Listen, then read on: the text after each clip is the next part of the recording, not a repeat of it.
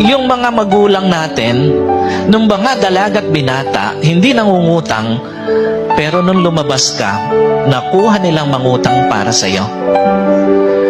Alam niyo po, wala namang magulang wala namang tao na gagawin na lunukin ang kanilang pride para sa iyo maliban sa magulang mo. Yung totoong gagawin lahat, mangungutang kahit mapahiya, ibibigay lahat-lahat para sa kanyang anak. They were the only person who are more than willing to be in debt for you. Sila yung gagawin kahit mapahiya para sa anak.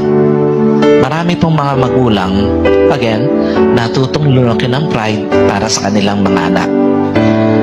Yung mga barkada mo, tutulong yun hanggat kaya nila. Pero pag hindi na nila kaya, hihinto na yon.